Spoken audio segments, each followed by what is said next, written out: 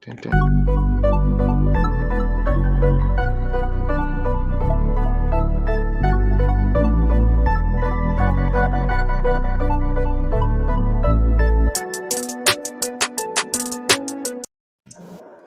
Yes, yes, yes. This is the HL podcast for our HL Tuesdays. We are the dopest podcast in the DMV, presented to you all by the Harris Firm and Willpower Innovations. I am Amrod alongside your boy Chief. In the building, man. Let's get it. In the building. Now, tonight is not only what they call 420. Right. This is our HL interviews where we sit down and converse with the up and coming and established, the talented and intelligent, the artists, entrepreneurs, and the creators and the activists. All right. Now, people, please remember that all of our previous interview episodes are available on all major podcast platforms and on our YouTube channels at the HL Podcast and the EEM Network. All right. Yes, sir. Right now, we are broadcasting live on the Roku platform and Apple TV on the Politicking app via Politicking Broadcasting, and a very special shout out to the StreamYard platform where we are live on Facebook, Twitch, and YouTube right now. And people, lastly, we have been dropping a few gems the last few weeks. Yeah. About a docu-film that is executive produced by Chief and I that will be dropping soon. A docu-film titled The Lost Weekend. Well, that time, people, is here. Okay, that time is here. This Saturday, all right, what is that, April 24th? Yes, sir. The Lost Weekend will exclusively be available on YouTube at the EEM Network channel, all right? On the EEM Network channel. It's going down. This Saturday is going down. It will be available. We hope everybody watches, tunes in and enjoys our first project, our first film working on together, so yes, we can't wait. Let's get to this interview. Let's do it. Man, tonight, man, it's definitely a very special guest. Shout out to our boy Dave out there. Shout out to Dave, man. Shout out to Dave, man. We got a special one. We got an MC in the building. When we get the MCs, it's over with.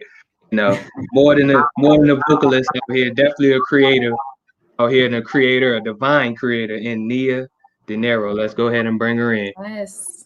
Hey. Hello. How are we doing? Man, it's a wonderful day. It's a wonderful day.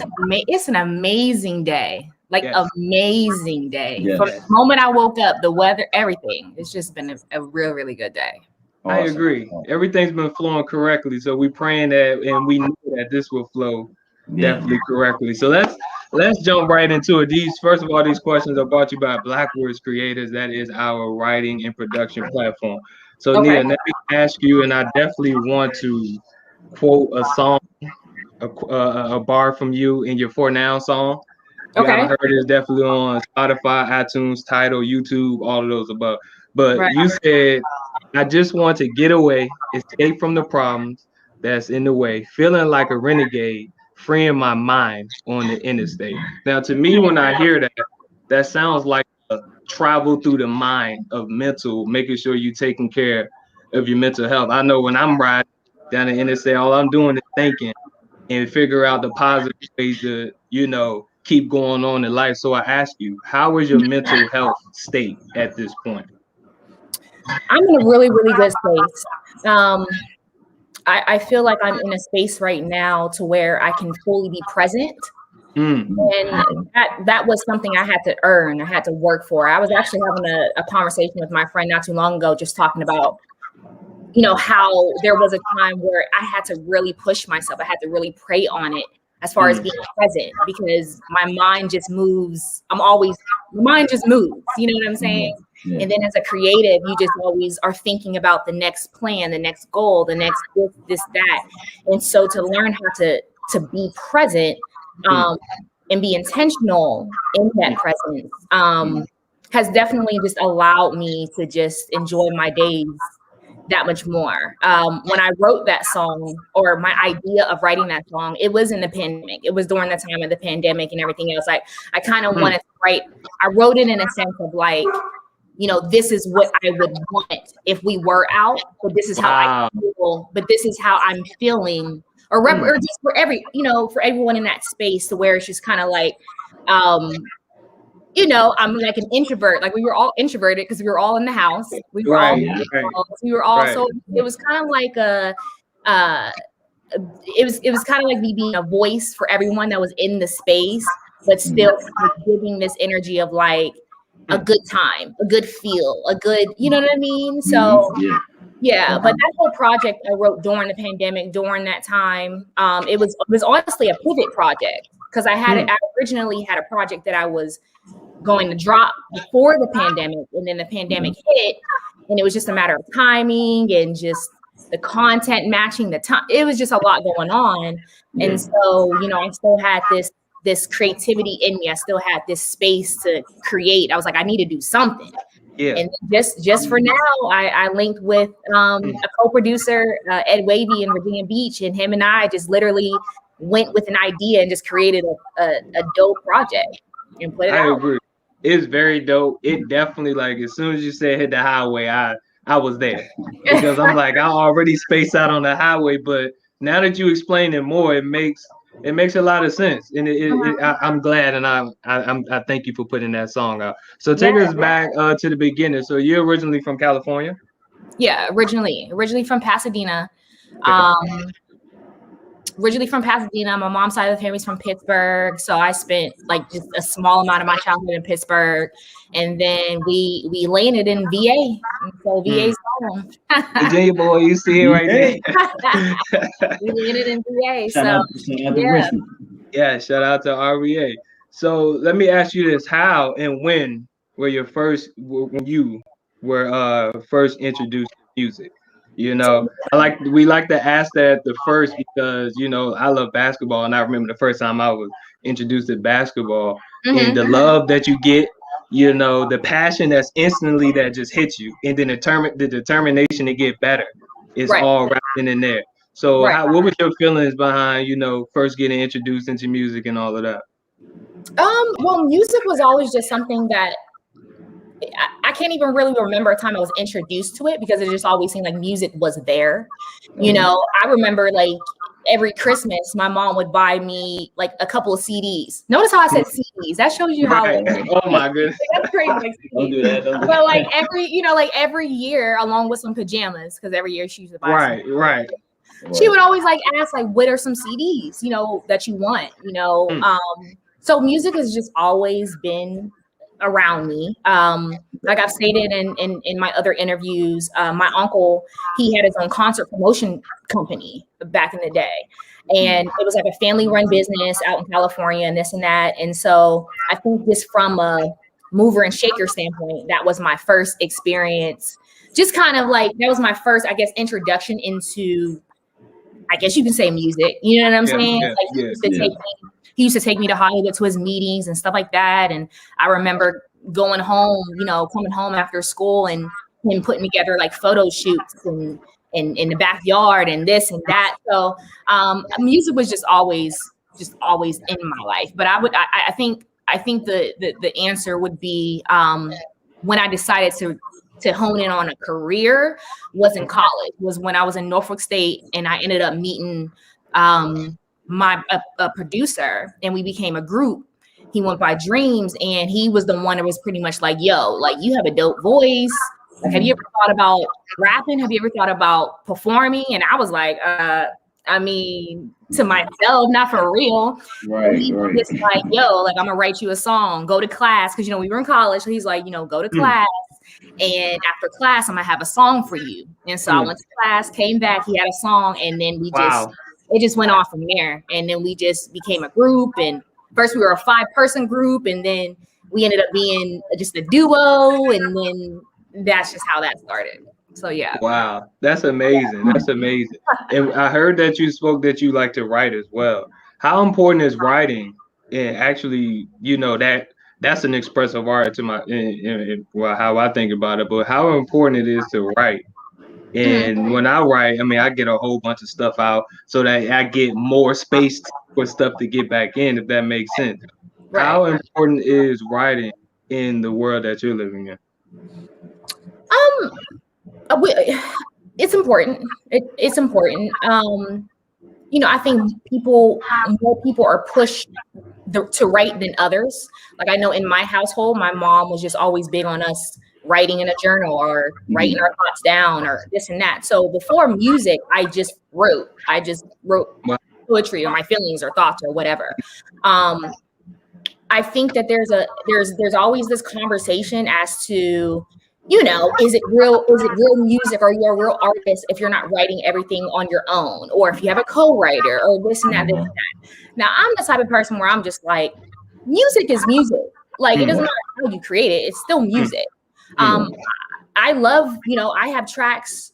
I can have a whole project and there could be a handful of tracks that I've written on my own, but then there could be a handful of tracks where I've collaborated, I've had a co-writer. And then there could be some tracks to where you can just work with like you can just be around a dope writer that has a dope style.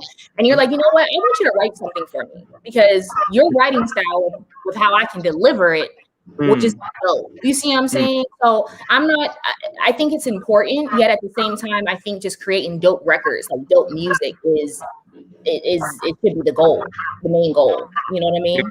Yes. So we're speaking about the music. So tell us a little bit about your creative process. Of course, me and Amrock ourselves are creative. We have two totally different creative processes. How about yourself? Can you give us a little sneak peek on how you create? So I consider myself a creative. So I push to tap into as many things as my gift allows me to tap into. You know what I mean? When it comes down to music, my process is I just have to feel it. Like I have to feel it. I'm someone that needs to hear the music. You know, some people can just you know what? It depends. Like if I can. First of all, I have voicemail like on lock on my phone. It has to be like the first thing I see because I can drive or do something and think of a melody and have to hurry up and write it down or hurry up and record it because I'll forget. And just kind of go from there. Like once I get the melody, it just kind of goes from there. Or once I hear the track, I'll usually write based off of the track that I'm hearing. Okay. Whereas some people, they can just think of the melody, think of the song, and then they find the track to match whatever they did. You know what I'm saying? But of course, I love to hear the track, feel the track. And a lot of times the song kind of tells you what you need to write, what you need to do, when the pre-hook comes in, and those are always like, that's usually when you know you have something for real. When the song like just tells you exactly how to start, that's how it goes. But honestly, I think I write like a writer, like actual someone who just writes. You know how like when you're writing a story, they say like the hardest part is your beginning opener, your sentence. So that's kind of like how I am. Like once I break through my first you get like your concept, this and that. But then once I get past that first verse or that first line, everything else becomes easier. But that first line, it has to hit. So that's usually where I'm like, I'm really thinking. That makes a lot of sense. I love listening to Dr. Miles Monroe. He's like, you know, once you see that vision, you follow that one vision, everything else falls in line. So like you just said, once you found that one, then everything else falls. And of course you get the good songs or the great songs that you have now. So let me ask you this. How has the process been building your own brand, especially as a Black woman in this world? Just being Black and a woman, those are two different things as well. Right. And why is having control over your brand so important? Why is having control over the brand and music? Music. I feel that just where we are right now, not even just in the music industry, just in general, you know, everyone's pushing ownership. Everyone's pushing, you know, do it yourself, be an entrepreneur, yada yada. But I more so just look at it like it's just I feel like we're in a space where there's so many distractions, there's so many options, there's so much going on that to me it just ultimately comes down to know who you are and know where you're going and know what you want to do. So it makes it so the chances of you being taken advantage of, or the chances of you going down the wrong path, it's like you gotta be careful. At the end of the day, you just gotta be careful. So the more you know, the more you own, the more knowledge you have of your own situation, the more you can navigate. You know what I'm saying? You can navigate the industry, you can navigate people, you can navigate, you know what I'm saying? So I just feel like now to just be safe. You know what I mean? I don't think that you should be in any industry or any situation just letting everyone just do it for you, or just going off of what people say. And that's just in life. That's just how I do. You know, I need, even if I'm working with somebody, I need to have some type of control in the situation. I'm like, even me as a personality, it's like I love spontaneity, but I'm also like, I need to know where I'm going at the same time. That's just kind of how I move in general. So does this industry make you armor up and like guard yourself at times?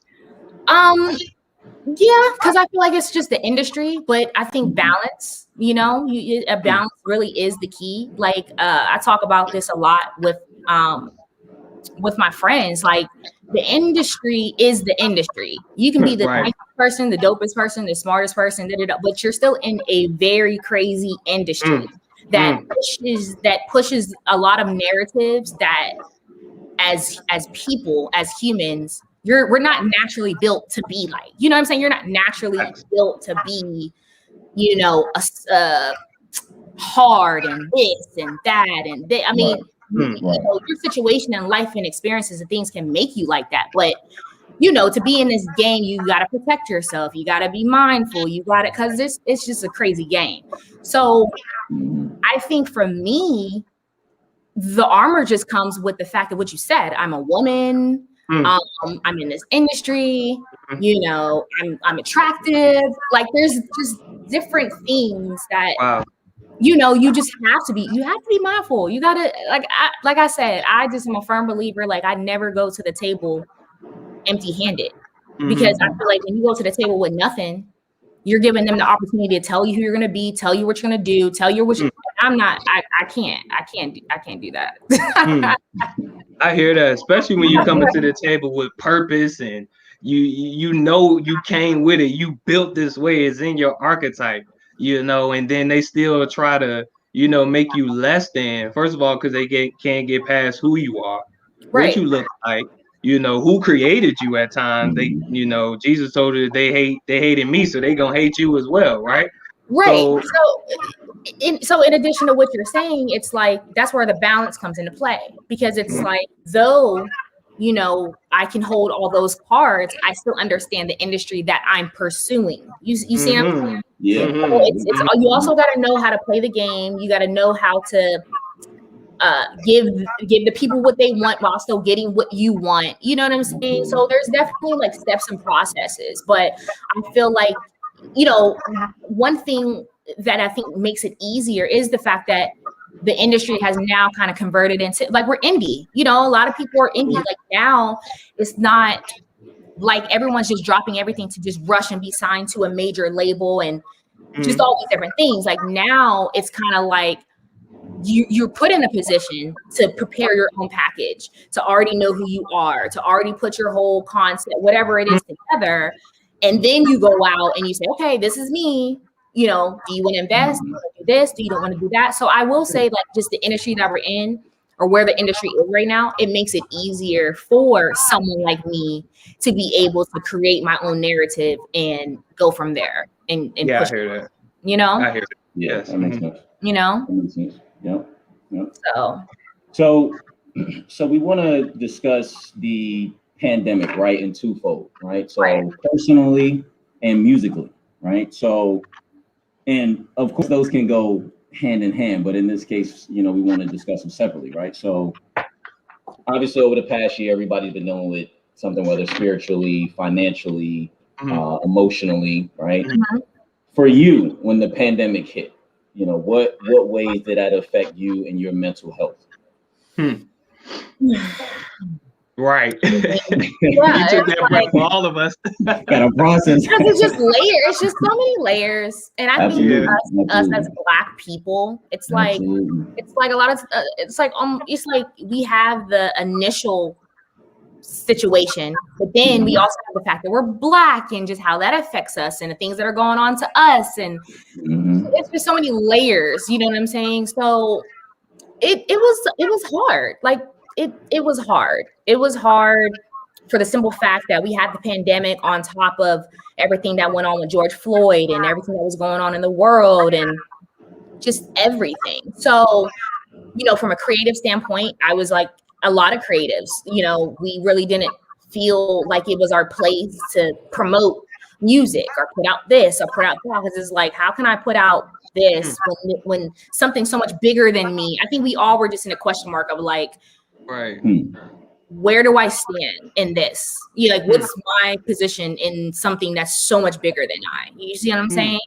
And so, you know, and so when you're not trying to take on something that big, you know, then you step back in and you kind of hone in on your family and you hone in on the fact that you're thankful that you have a roof over your head and you have food, and you know that your family is you know, you're not losing people from COVID or this or that. So, you know, it was just a lot. I think I can honestly say for myself that as a creative, I spent more time just in my personal life than creating, because I feel like at that moment it was just so much going on to where it was so uncertain.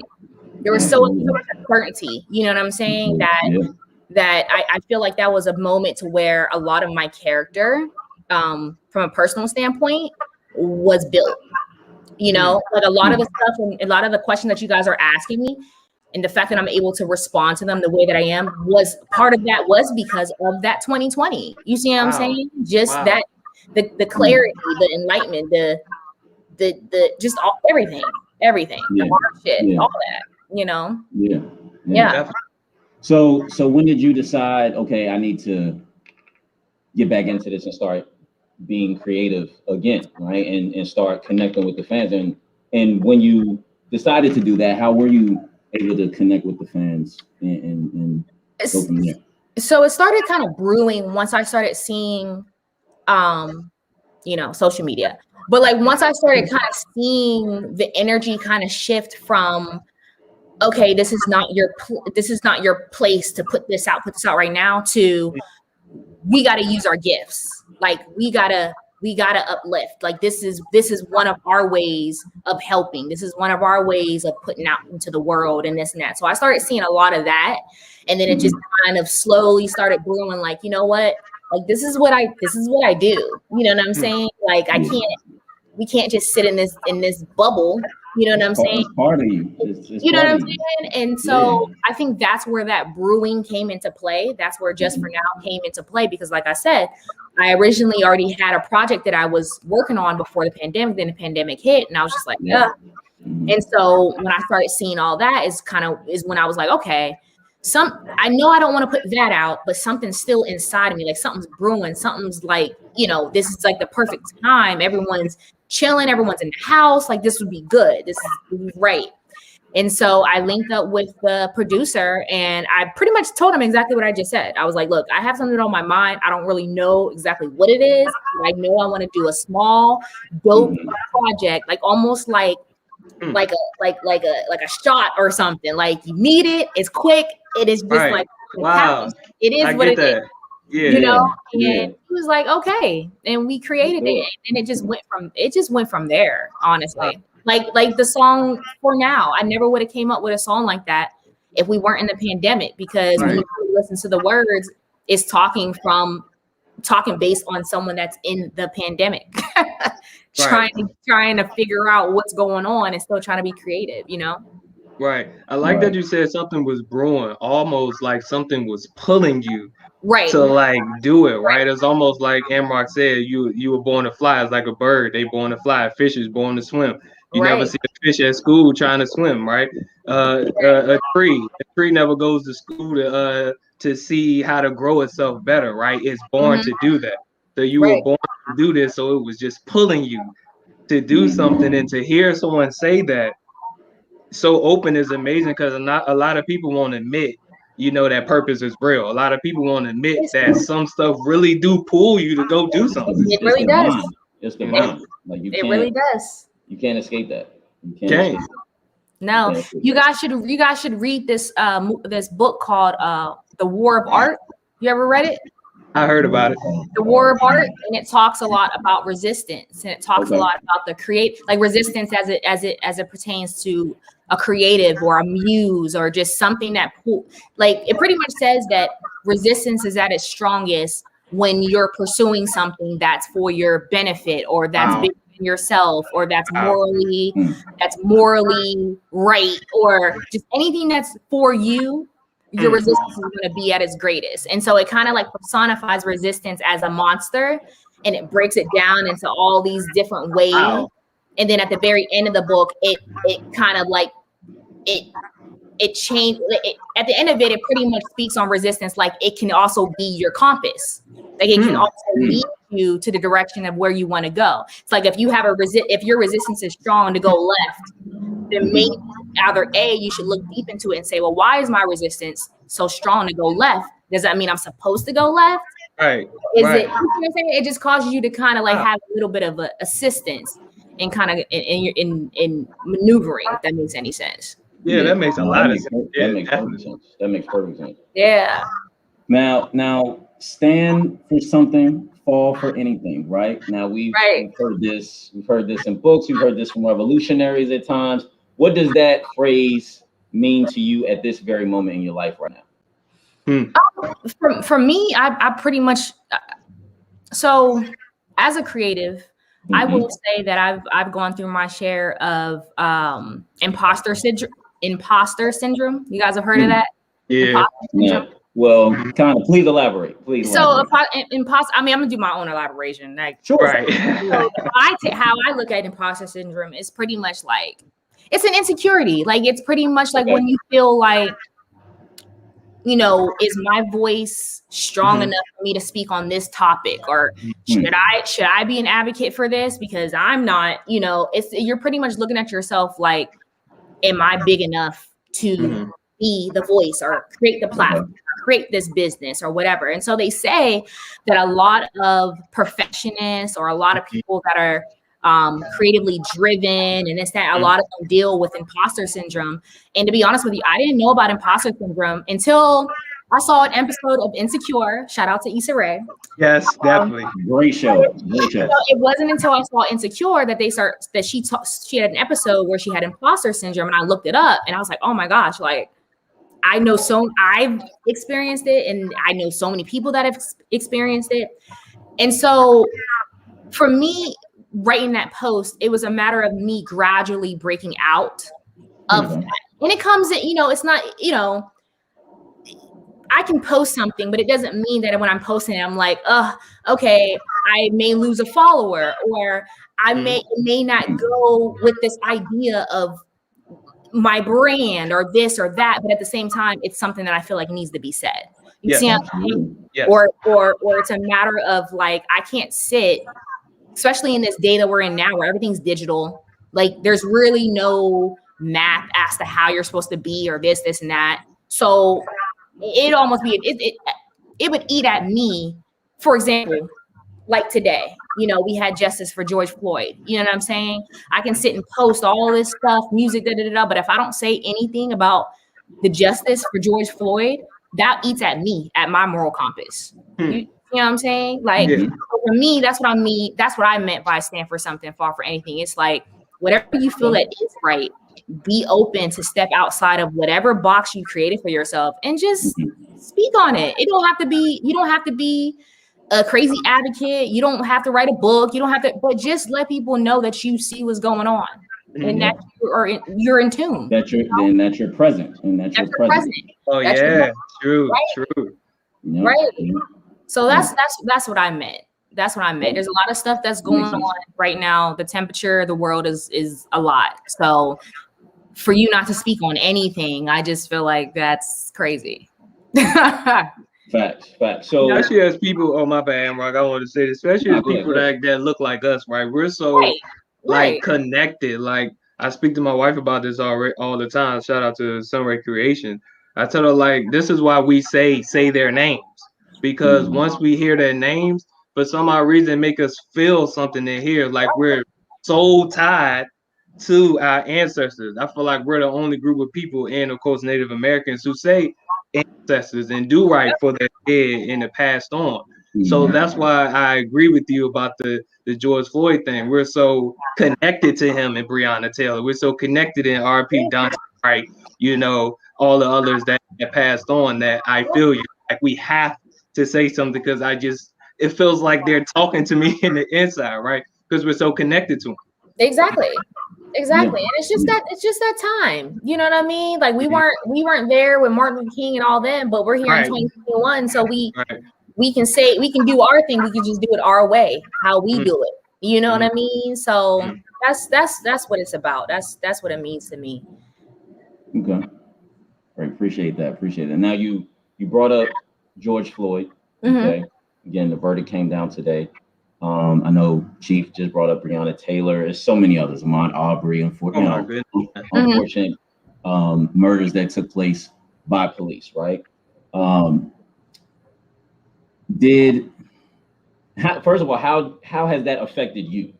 Right? Like, and I know you're saying that, you know, we should speak up and say something. What do you feel like within these situations that you need to speak up and actually say?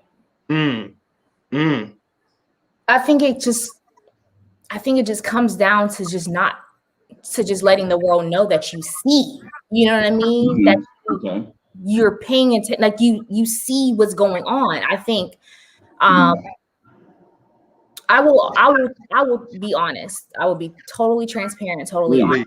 Please. In 2020, you know, when the Black Lives Matter, when everything was going full force and everything, that was like the first time that I've actually felt unapologetically Black. Like, to just say it, to post it, to I agree.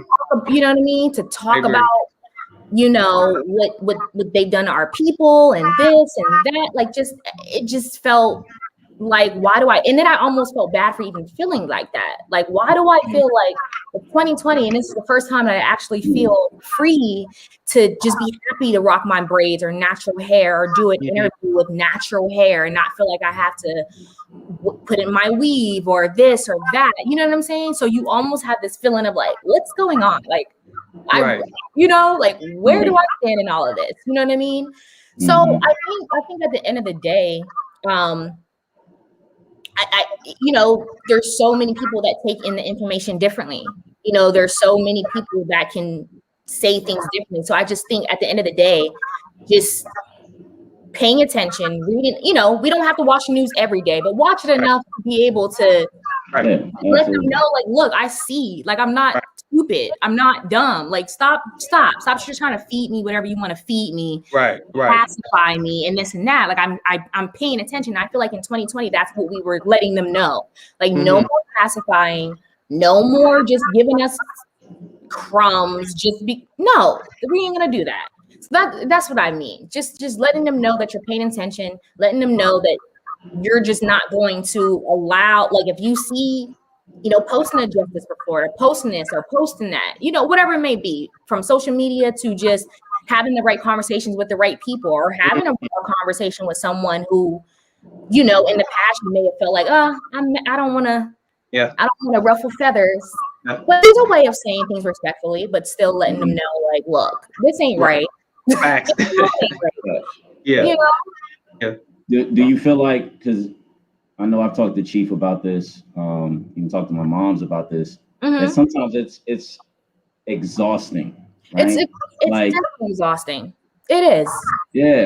That's the ultimate feeling I feel. It's very exhausting. Like, even today, you know, hearing, like, though I'm so happy that we got justice, it's still this feeling of like, but stop killing. Like, we shouldn't be why it is not fair that we're so excited that we got justice. Like, I think most of us were just kind of like, why do we even have to take this to court when we know we know what happened? It's trying like 20 days in. That don't make any sense. Thank you for that. You know, it's just very draining. It's like you don't really have time to really regroup because you're in a constant just space of, can y'all just stop? Can y'all stop doing it? So we don't, you know, so yeah. It's like, you know, like we're all totally, in the same totally state. get how you feeling right now. Totally get it. For real. Yeah. Totally get it. So it's a very like it's a gray area. It's a crazy.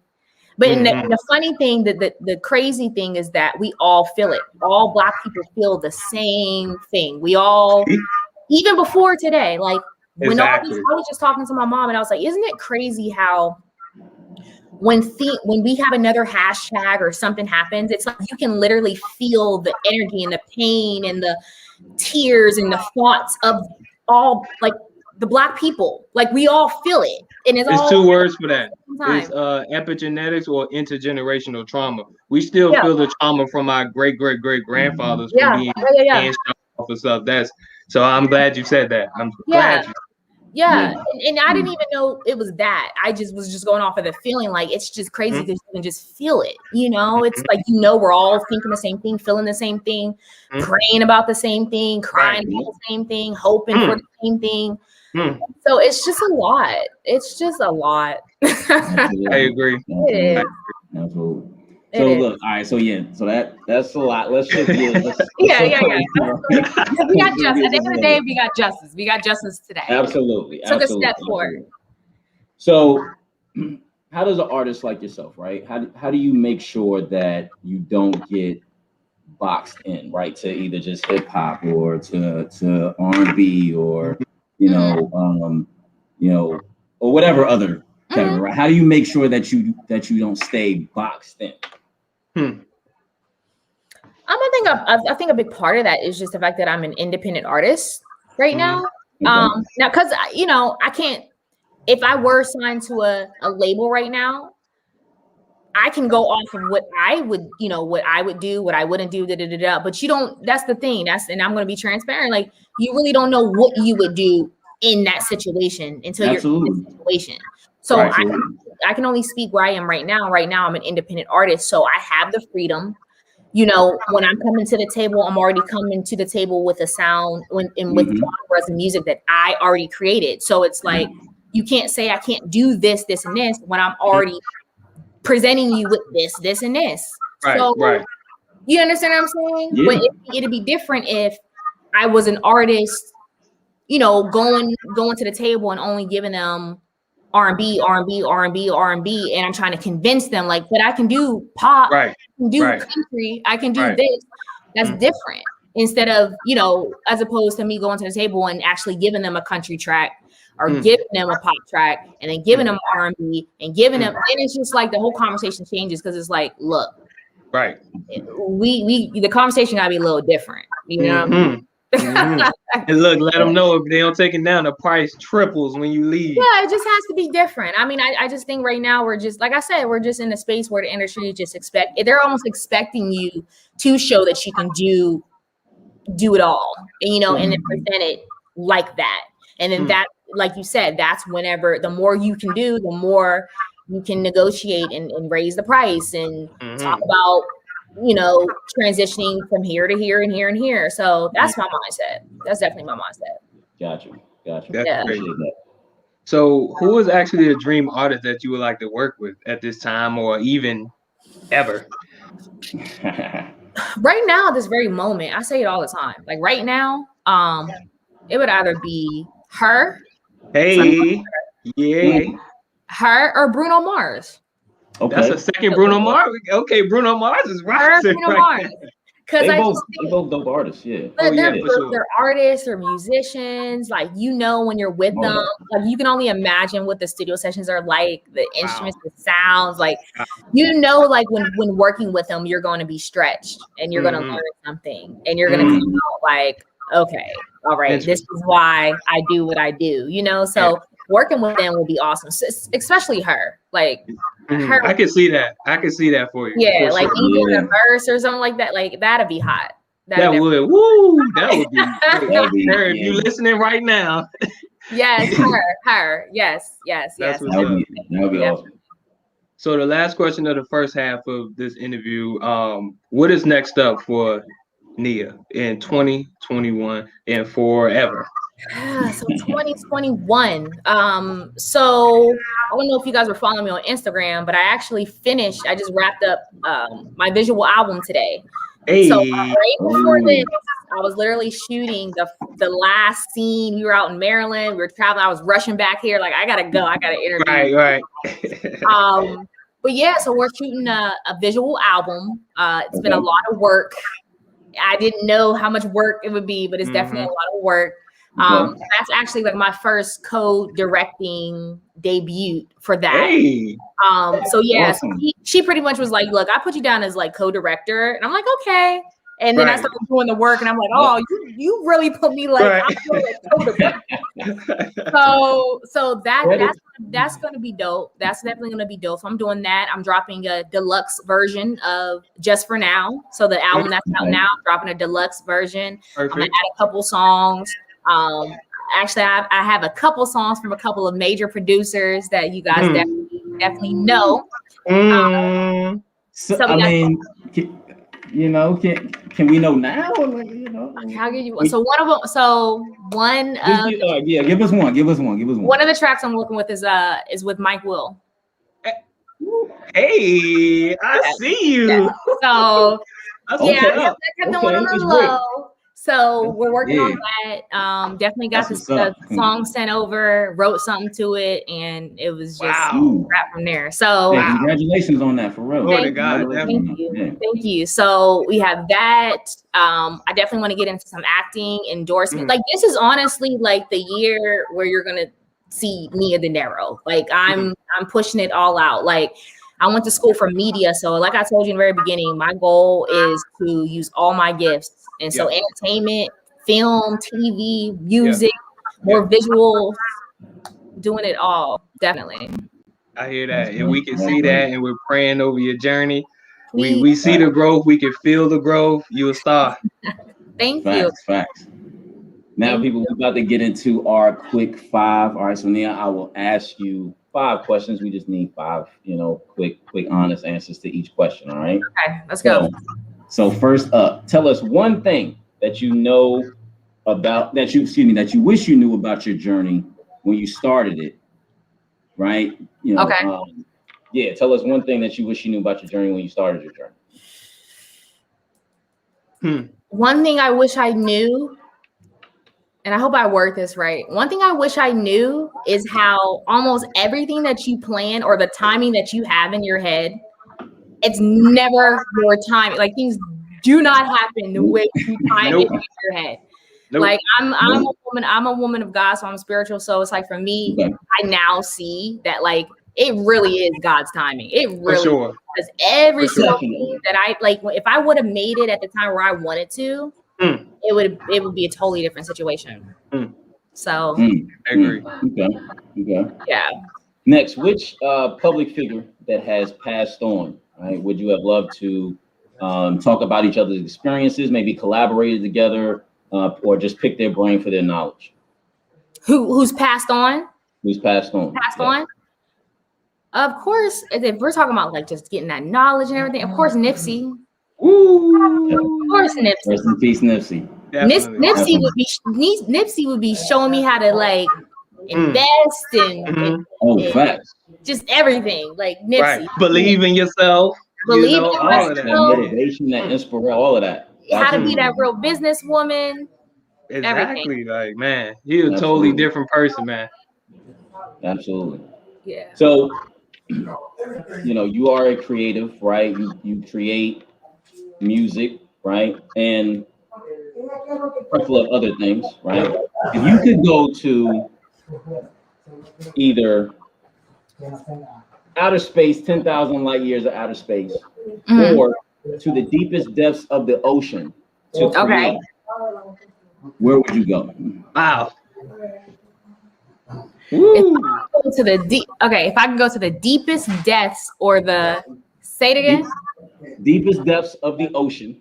Okay. Or light years away in outer space. You're not here. You're not here on Earth. You got to create. I mean, if you go in the ocean, but to create, right? If you can go either one of those places. Wow, that's a different question. I would say outer space. Yeah. Outer space, definitely. Yeah. I can't see like even the thought of being down in the ocean. I'm just like, how do you even Right. like how does that work? I tried to like wrap my mind around it creatively, but it couldn't wrap. So I would say outer space, definitely. Yeah. Outer space. Okay. Outer space. Because you can even make a track that sounds like if you were to just take outer space, you can even hear it back in your head. Like you know what outer space could look like or sound like or whatever. But like for the ocean, the only song that I can think of that sounds like the ocean would be Justin Timberlake's it's on his 2020 album. It's like Blue Ocean or Ocean something, but it's like the last song. I think I know what you're talking about. And he kind of recorded it like he's underwater, and it kind of has like a real like wavy, low, melodic. That's what I would think. Justin Timberlake did that? Okay. That's what it was like. Yeah, 2020. It's like ocean floor, blue ocean floor. That's what it's called. Okay. Blue ocean floor. Listen to that. Yeah. Yeah, I would say Frank Ocean and Jay-Z on Oceans. I would throw that in there too. A little bit. Okay. Yeah. A little bit, I'll throw that in there. Okay. You know what? Now actually going into detail, I would probably choose the ocean. Only because a lot of the vibes that I like are very like atmospheric and wavy and cool and a lot of flow. It flows. And so I use a lot of like when people ask me to describe my music, I always say, it's like a wave, it changes, it's cool, it flows, it's this, it's that. So I would probably say the ocean. Okay. Like that. Definitely. Cool. So who are the top 3 people not in music? Yeah, who've inspired you? Yes, not in music. That's hard. That's hard narrowing it down to 3. Michelle Obama. Okay. Respectfully. Yeah, Michelle Obama. You don't want reasons why, you just want names, right? Yeah, sure. I mean, if you want to give a reason, sure. Let me think. Issa Rae. Love Issa Rae. I love Issa Rae. So Michelle Obama, Issa Rae, and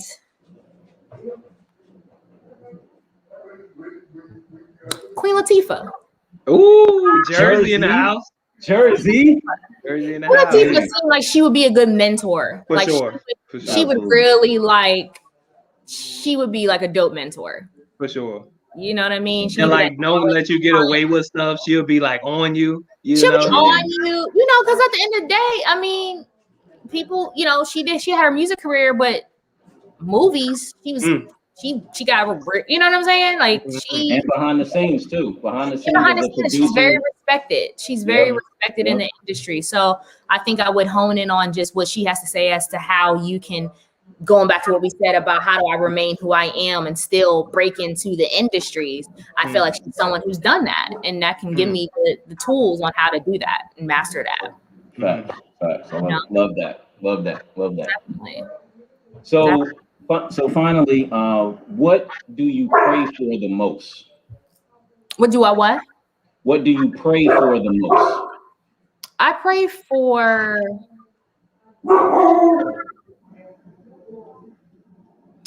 for patience.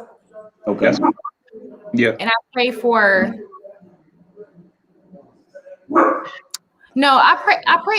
I pray for a lot. I pray for patience. I pray that God orders my steps and walks ahead of me. That's what I like every day. Okay. Like, he orders my steps and walks ahead of me. Okay. So I'm with that. Definitely. That's what I do. And I got one bonus for you. All right. As most of us know, tonight is the verses. All right, Method Man and Redman. Who do you got? I have Method Man. Okay. Yeah. I mean, Redman is Jersey, you know what I'm saying? But Method Man, he got the flow. I have Method Man. I don't really know too many songs from Redman. Not in a negative way. I just don't know a lot of songs from Redman. Okay. Same. So I would definitely say Method Man. Makes sense. Well, people, that is our interview. We want to thank everybody for listening and tuning in, and definitely thank you, Nia, for joining us. Please follow her. On, right there. You see it scrolling right there. Yes. App, right, going. Check out her music. She's on. You're available on all major media platforms. All major media. I also have a website, niadinero.com, niadinero.com. Definitely going to be dropping some dope content on there. If you guys can actually send me this interview, I'll drop it on there as well. Oh, that's perfect. Yeah, definitely. I got you. Absolutely. Definitely appreciate that. Yeah, definitely. Thank you. Oh yeah, go ahead, Nia. No, I enjoyed this, definitely. Did you have any shout outs or anything that you want to give? Yeah. Shout out to just everyone that's supportive of what I'm trying to do, that believes and understands what I'm trying to do, how I'm trying to do it as a new female artist. Family, you guys, Dave, Savy, everyone that just has helped me, especially everyone that's been helping me in the last couple of weeks, in the last couple of months, building a DMV. I was always told I had to leave the DMV, and I left, went to Atlanta, and then came back home. And I just told myself that when I come back, I'm going to really start nurturing and breaking ground right here at home, in hopes that I would just be able to connect with others. And it's starting to really happen. And so I definitely just thank you all, definitely, for platforms like this. And thank you too. Thank you for shining on this platform for us, just giving us that purpose, man. We appreciate you. Also, thank you, StreamYard, for allowing us to present live this morning. Please follow the HL podcast, all the stations. I said stations, all the platforms, at IG, at Twitter, everywhere. We're everywhere right now. And like Aaron Rock spoke about earlier, we have the Lost Weekend coming this Saturday on the EEM Network channel on YouTube, April 24th. Please check that out. Definitely. Yeah, everybody, people, again, thank you for tuning in. Thank you, Nia, for this. Yes, it was incredible. We definitely appreciate you. Peace and love, everybody. Love.